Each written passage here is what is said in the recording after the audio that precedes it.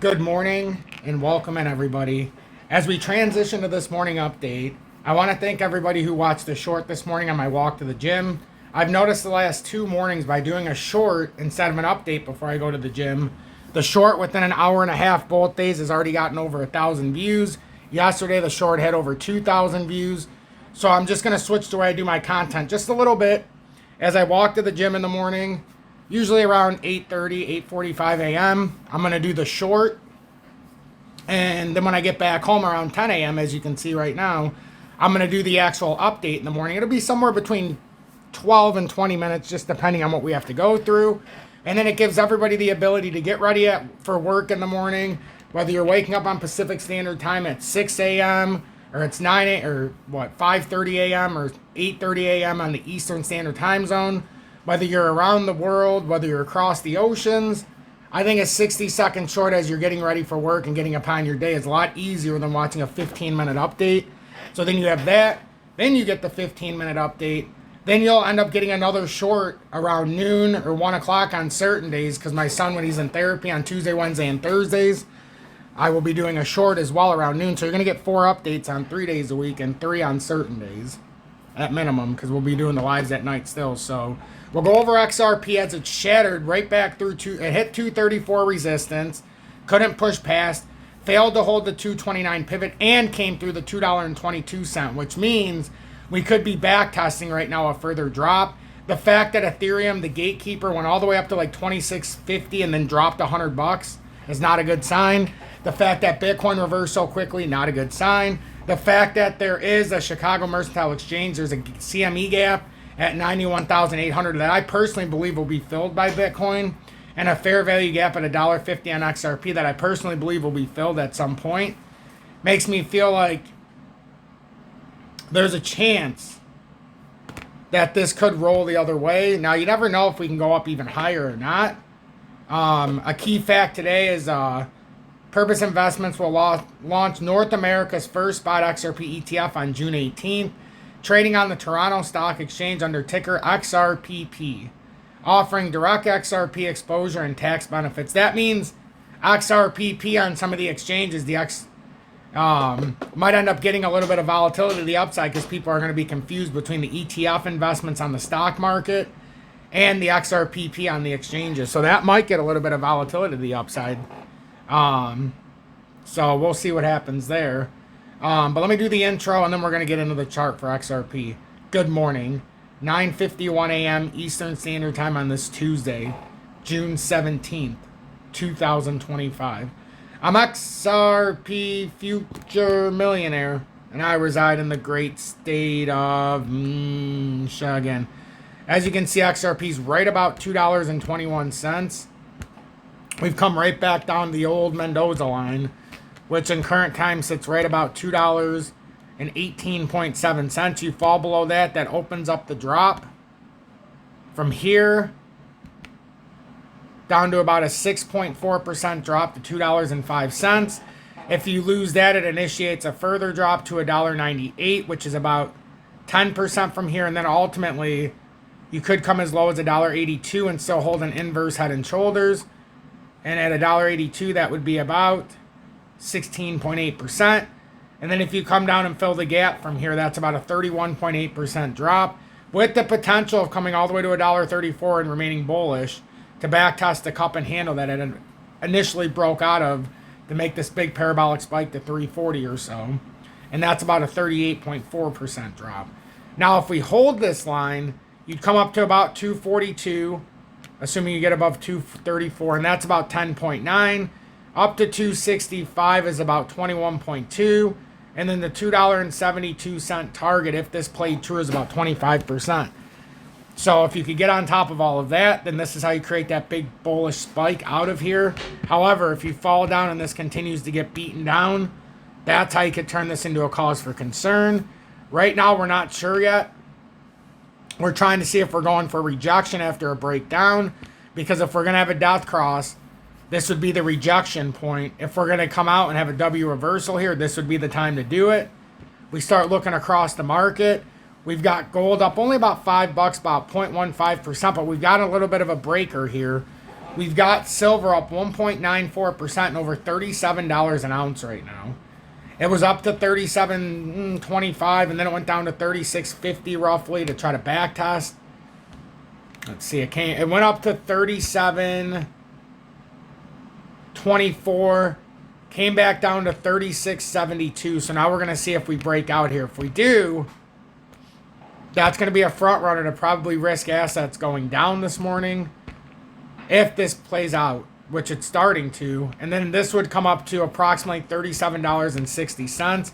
But that would be a bona fide breakout attempt going towards $39.55 as the next short target. And this could happen rather quickly. We've got Hecla Mining up 1.6%. It's come up from $5.80 here now to $6.04. Fortuna's up about 1/3 of 1% to $6.86. First Majestic is up about 1% to $8.35. Pan America Silver's up 3/4 of 1% at a 52-week high right now, roughly at $29.16. And if silver does continue to push past and start going towards 39, these silver miners are about to go boom, big time. I also have, let's see, we have 2% up on silver at $37.05. B2 Gold's off by 1 cent or at $3.70. Barrick Gold's off by 4 cents or 0.2% to $21.37. Gold's up $6.40 to $3,391. But you're starting to divert with silver from gold. And that's how you know we're in the biggest stage of a bull market in precious metals. The last 25%, silver makes 75% of its move. Just remember that. The last 25% of the move, silver makes 75% of its move. And the reason why I want everybody to pay attention to Hecla Mining is because it's the United States' largest silver producer, and it's been around since 1896. So that's a 130-year history. It pays a dividend.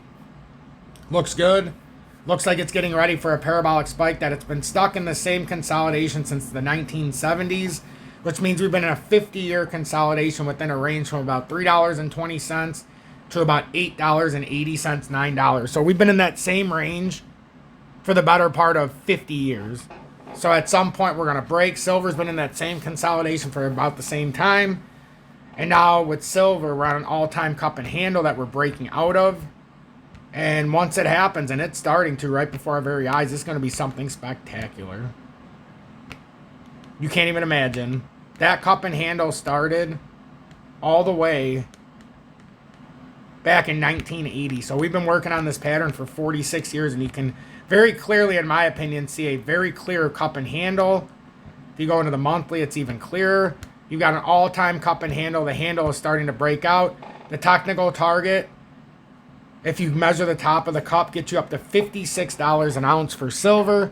And then once you get past that range that's been in there for about 50 years, all of a sudden you have a technical target to $93 if you take the top target. The short handle breakout gets you to 55, 56. But then the actual breakout of the cup, if you measure the depth of the cup from the breakout point at the top of the cup where it would finally meet, the technical target's $93.61. That is how crazy this can get very quickly, and it's going to happen eventually. And if you think that's nothing, wait until you see silver at $90-something where these miners are. Wait until you see gold at $10,000 an ounce and see where these miners are. We're starting to get into this big part of the move, and the fact silver is starting to move over 37, spectacular. You guys all know I have $10,000 in paper silver as well, along with my 800 plus ounces of silver and physical, because I thought we were going to have a move here, and I already had so much in miners that I decided to put the other amount into the silver, iSilver Trust, and then I'll just redeem it for the cash value when I'm ready to push out. But yeah, it's getting into a spectacular phase here. I can't wait until tonight in the live when we talk about that stuff. A lot of stuff going on in the crypto market, though, that we're going to have to watch here. We're getting some early outliers there with silver, telling us that risk assets might be affected here pretty hardcore. It's not very usual where you'll have silver start running unabated and money finds its way into risk assets. A lot of time people will start pulling money out of risk assets because they see silver going so volatile. But we'll see if this W reversal can play out, and then we have like all markets start banging, which would be nice. So we have to watch this morning to see if we lose $2.18, because if we do, it'll start a pretty interesting drop. So I'm going to release this update. I don't want it to be very long. I just want it to be the information you need to see. Bitcoin's below the breakout level, which means if it comes back, anything short of coming back above 106,200 would be a failure. And then if you break down what looks like a little bit of a rising wedge, in my opinion, if you break down 103,990, we'll say, then it initiates the drop to about 100K.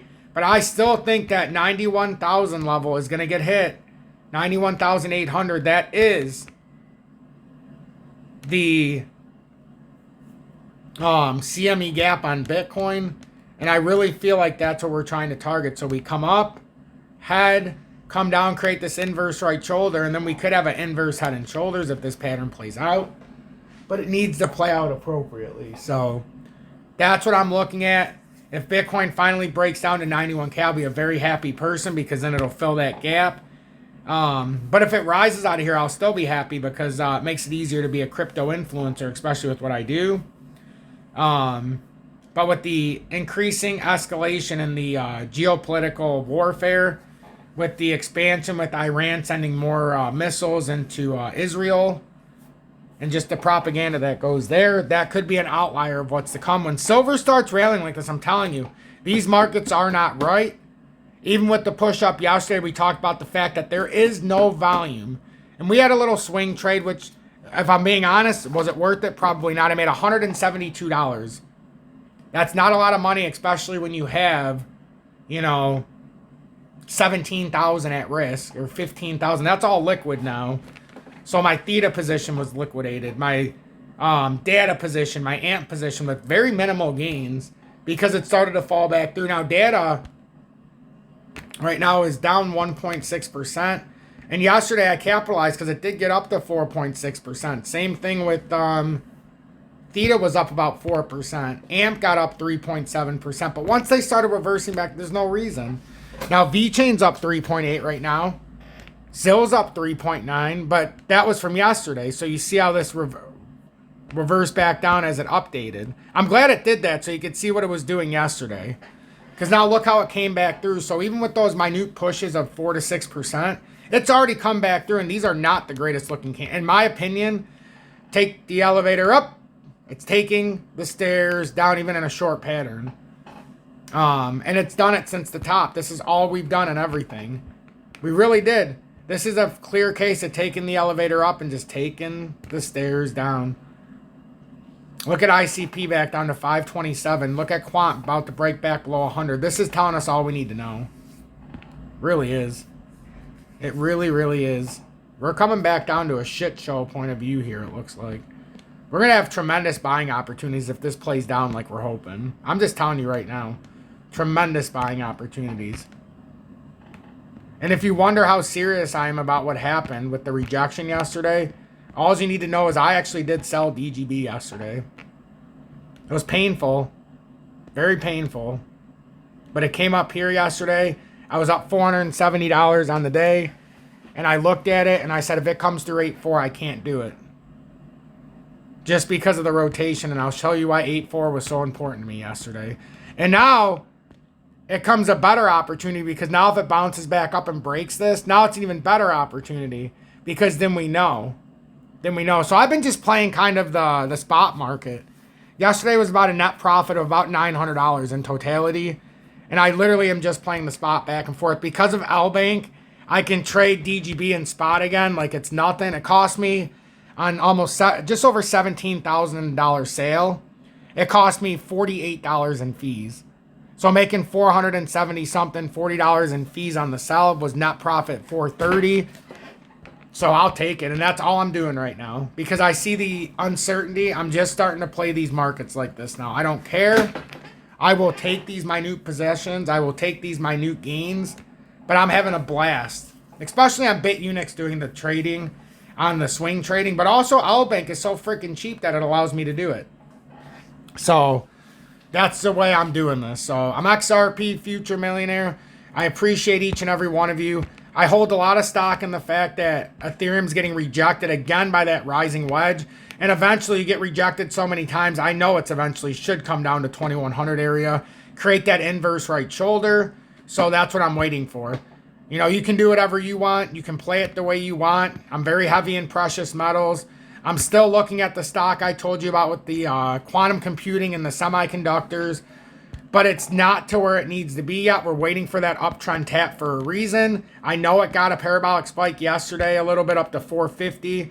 But like I said, I'm waiting to see how it reacts at the uptrend at $3.60 in real time. And then if it breaks through, we'll come to 230. That's why we cannot buy it until it validates that uptrend right now. It's the same thing as XRP Healthcare when we were watching it. If it validates it, we got a nice inverse head and shoulders. If it doesn't, we have what looks like the start of a rising wedge. And personally, I hope to God it has a rising wedge right here. I want this to break down in a rising wedge fashion more than you can believe. I would much rather pick this up at $2.25 than $3.60. Straight up. And I know eventually that this is going to go huge. This is the next phase in the next chapter. So just please pay attention to SEAL's SQ. And it's LAES. Just pay attention. I've been very forward. Don't buy it yet. We're waiting for that moment of opportunity to pounce. And man, seeing silver up 2.22%. What a freaking blessing. I'm XRP Future Millionaire. If you appreciate what you see here, make sure to hit that subscribe button and join the over 44,700 subscribers. Make sure you look in the video description below and our pinned comments of this video or go to my homepage. Find Bitunix, please. You can swing trade, and it feels illegal with how cheap it is. I'm just going to tell you right, it feels illegal. You don't have to have a VPN or KYC in the USA or worldwide. They have the lowest spot and leverage trading fees I've seen in my entirety of doing this for almost 4.5, 5 years now. I've never seen anything like it. You can send a donation, PayPal, Cash App, Venmo if you feel inclined. If you want to use the crypto debit card, I like crypto.com. I just put money on it so that I can spend it. It's like a prepaid crypto Visa card. Then you can take out as well $1,000 a day out of the ATM. Telegram, I encourage you to join. It's so very nice to see all the people in there. Had to ban a few people because they're spamming and such, and you know the wrong characters get in there, but I'm always watching it, so you know. You can do what you want, but I'm definitely gonna ban you if you do something stupid. We got 330 members. So much stuff going on, guys. So much stuff going on. So make sure you join there. And then last but not least, make sure if you look in this description, LBank. That's how I've been doing the DGB buy and sell. You can do HOTCOIN as well, but if you're going to do HOTCOIN, you might as well just do LBank on the spot trading. Futures, do whatever you want, but I would encourage you on Bitunix in that regard as well. So have a blessed morning, everybody, and be safe.